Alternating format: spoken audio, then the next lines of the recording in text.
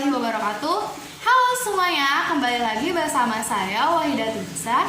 Saya adalah mahasiswa Universitas Islam Negeri Sultan Maulana Hasanuddin Banten dari jurusan Pendidikan Guru Madrasah Ibtidaiyah dengan nomor induk mahasiswa 19124083. Pada video hari ini, saya akan membuat sebuah video pembelajaran mengenai kurikulum dan pembelajaran untuk menempuh sebuah tugas ujian akhir semester saya di mata kuliah pengembangan kurikulum di SD ataupun MI.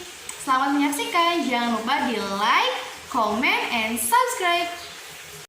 Nah, pada hari ini saya akan membuat sebuah video pembelajaran mengenai kurikulum dan pembelajaran. Baik teman-teman, saya akan menjelaskan yaitu pengertian kurikulum tersendiri. Kurikulum merupakan perangkat mata pelajaran dan program pendidikan yang diberikan suatu lembaga penyelenggara pendidikan yang berisi rancangan pelajaran yang akan diberikan kepada peserta didik dalam satu periode jenjang pendidikan. Kurikulum tersebut memiliki komponen-komponen, yaitu pertama, 1. Tujuan, kedua, materi, ketiga, strategi pembelajaran, dan evaluasi.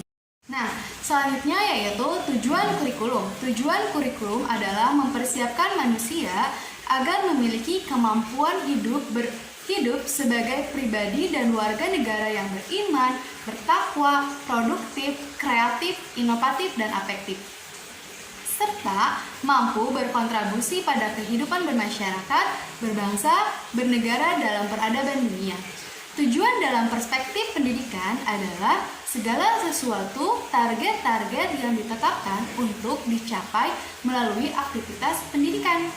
Selanjutnya yaitu faktor pengembangan kurikulum, di mana faktor pengembangan yang pertama yaitu merealisasikan Undang-Undang Nomor 20 Tahun 2003 mengenai pendidikan, diselenggarakan secara demokratis, berkeadilan, serta tidak diskriminatif, dengan menjunjung tinggi hak asasi manusia, nilai keagamaan, nilai kultural, dan kemajemukan bangsa, di mana pendidikan diselenggarakan sebagai satu kesatuan yang sistemik dengan sistem terbuka dan multimakna. Nah, selain itu, faktor pengembangan kurikulum yaitu perkembangan dalam bidang ilmu pengetahuan dan teknologi ataupun IPTEK. Nomor 3 yaitu kebutuhan tuntutan aspirasi dalam masyarakat, dalam sistem masyarakat yang bersifat dinamis atau perubahan sosial.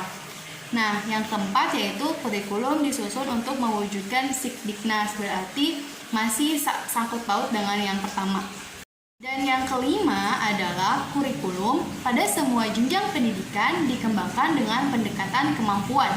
Kemampuan di sini yaitu di mana faktor lingkungan, bisa faktor lingkungan atau faktor geografis, di mana sekolah itu berdiri gitu.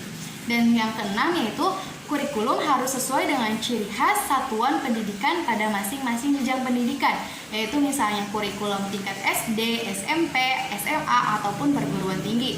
Selanjutnya, kurikulum pendidikan dasar, menengah, dan tinggi dikembangkan atas dasar standar nasional pendidikan untuk setiap jenis dan jenjang pendidikan.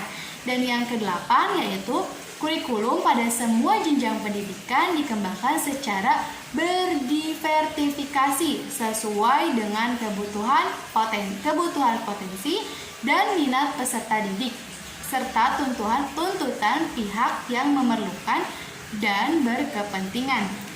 Dan yang terakhir adalah kurikulum dikembangkan dengan memperhatikan tuntutan pembangunan daerah dan nasional, kenegaraan, potensi daerah dan lingkungan, serta kebutuhan pengembangan IPTEK dan seni. Selanjutnya yaitu prinsip pengembangan kurikulum, yaitu prinsip umum terdiri dari prinsip relevansi, prinsip fleksibel, prinsip kontinuitas, prinsip praktis, dan prinsip efektif. Selanjutnya, prinsip khusus itu yang pertama, prinsip berkenaan dengan tujuan pendidikan, di mana tujuan menjadi pusat kegiatan dan arah semua kegiatan pendidikan. Perumusan komponen-komponen kurikulum hendaknya mengacu pada tujuan pendidikan. Tujuan pendidikan mencakup tujuan yang bersifat umum berjangka panjang, jangka menengah, dan jangka pendek. Nah, yang kedua yaitu prinsip berkenaan dengan isi pendidikan, memilih isi pendidikan yang sesuai dengan kebutuhan pendidikan yang telah ditentukan para perencana kurikulum. Dan yang ketiga, prinsip berkenaan dengan memilih belajar mengajar, memilih proses belajar dan proses belajar mengajar. Dan yang keempat, prinsip berkenaan dengan pemilihan media dan alat pengajaran atau proses belajar mengajar yang baik perlu didukung oleh penggunaan media dan alat bantu pengajar yang tepat. Dan yang terakhir yaitu prinsip berkenaan dengan memilih kegiatan penilaian merupakan bagian integral dari pengajaran. Nah, adapun pengertian pembelajaran yaitu belajar dan pembelajaran. Belajar dan pembelajaran adalah dua hal yang saling berhubungan erat dan tidak dapat dipisahkan dalam kegiatan edukatif. Jadi ketika kita belajar, sedang melakukan belajar, itu merupakan salah satu tindakan akan membuat sebuah pembelajaran, di mana sebuah pembelajaran dari yang kita tidak tahu menjadi tahu.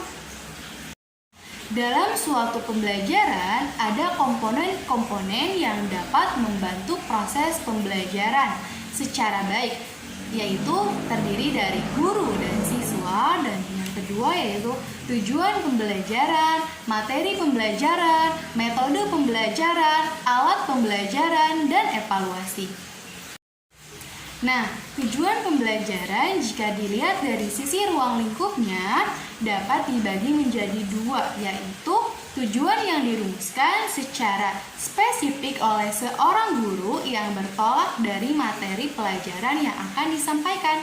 Dan yang kedua, tujuan pembelajaran secara umum yaitu tujuan pembelajaran yang sudah tercantum dalam garis-garis besar pedoman pengajaran yang dituangkan dalam rencana pengajaran yang telah disiapkan oleh guru. Itu merupakan salah satu penjelasan mengenai kurikulum pembelajaran. Mungkin saya cukupkan, kurang lebihnya saya mohon maaf. Wassalamualaikum warahmatullahi wabarakatuh.